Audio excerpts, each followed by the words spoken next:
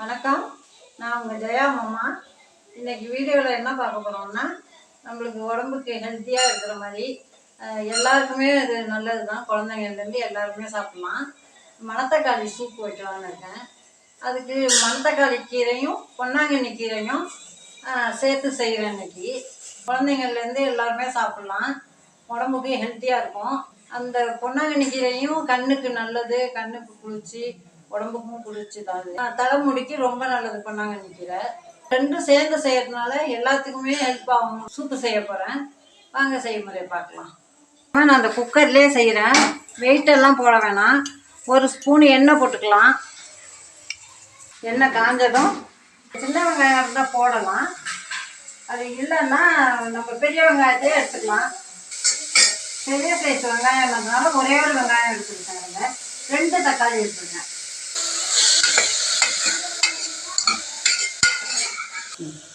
இந்த அளவுக்கு வதங்கினா போதும்.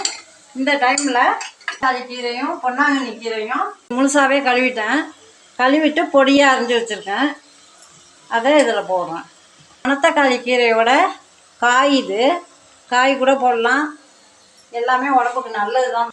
இப்போ அதை கொஞ்சம் போட்டு வதக்கிடலாம். ஒரு பிடிச்சபடி அளவு பொன்னாங்கண்ணி கீரை, ஒரு பிடி அளவு மணத்தக்காளி கீரை எடுத்துருக்கேன்.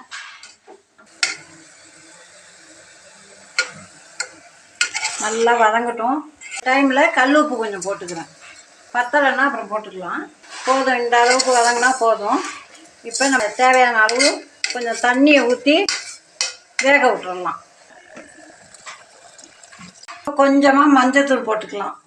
கொதித்து வேகட்டும். அதுக்குள்ளே நம்ம தேங்காய் கொஞ்சம் அரைக்கணும், மிக்சியில் அரைச்சிக்கலாம்.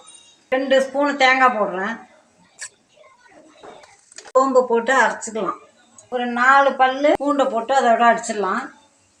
கொஞ்சம் பூண்டு வச்சுருக்கேன், இது தாளிக்கும் போது போடணும், தட்டிட்டு போடணும். தேங்காய் அரைச்சாச்சு. இப்போ நான் தாளிக்க போகிறேன். எண்ணெய் சட்டி சூடாகிட்டுருக்கு. 1 ஸ்பூன் நல்லெண்ணெய் போட்டிருக்கேன், எண்ணெய் காஞ்சிடுச்சு. இப்போ ஒரு பட்டை, 1 கிராம்பு, கல்பாசி, அது கூட கொஞ்சம் சோம்பு போட்டுருக்கேன். என்னோடய சமையலில் எல்லாம் கொஞ்சம் சோம்பு தூள் நிறையா மிக்ஸ் பண்ணுவேன். 1 மிளகாய் போட்டிருக்கேன். 4 பல் பூண்டை இடித்து போட்டிருக்கேன். நம்ம சூப்பு மாதிரி குடிக்கணும்னா, வாய் வெந்திருந்ததுன்னா இப்போ சூப்பு மாதிரி குடிப்போம். அதுக்கு ஒரே ஒரு மிளகாயை, காஞ்ச மிளகாயை போட்டால் போதும். தேங்காய் விழுத போடுறேன். அரைச்சி வச்ச தேங்காய் போட்டாச்சு. தேங்காய் அரைச்ச ஜார்லேருந்து கொஞ்சம் தண்ணி போட்டு கழுவி ஊற்றிடுறேன். சாதத்துக்கு போட்டு சாப்பிட்ணுன்னா 1 ஸ்பூனு மிளகாத்தூள் போடலாம். நாங்கள் இப்போ சாதத்துக்கு சாப்பிட்றதுனால மிளகாத்தூள் போட்டிருக்கேன். சூப்பு மாதிரி குடிக்கணுன்னா மிளகாய் கிள்ளி போட்டாவே போதும். கீரை, தக்காளி, வெங்காயம்லாம் வெந்த சூப்பில் இந்த தேங்காயெல்லாம் போட்டு தாளித்து கொட்டியிருக்கேன். கொஞ்சமாக தண்ணி ஊற்றிக்கிறேன். தேங்காய் போட்டு ரொம்ப கொதிக்கக்கூடாது. லைட்டாக கொதி வருது. இந்த டைமில் நம்ம ஆஃப் பண்ணிடலாம். மணத்தக்காளி சூப்பு, ரசம் ரெண்டுமே சொல்லலாம். இதை ரெடி ஆகிடுச்சு. இதுக்கு தொட்டுக்கிட்டு சாப்பிட்றதுக்கு வாழைக்காய் வறுவல் ரொம்ப நல்லாயிருக்கும். சிம்பிளாக வெறும் மிளகாத்தூள், உப்பு, மஞ்சத்தூளை போட்டு வறுத்தோம்னா ரொம்ப நல்லாயிருக்கும். இதுக்கு அதையே செய்முறையாக நான் அடுத்த வீடியோவில் காட்டுறேன். இந்த வீடியோ உங்களுக்கு பிடிச்சிருந்துச்சுன்னா லைக் பண்ணி, ஷேர் பண்ணி, கமெண்ட் பண்ணுங்கள்.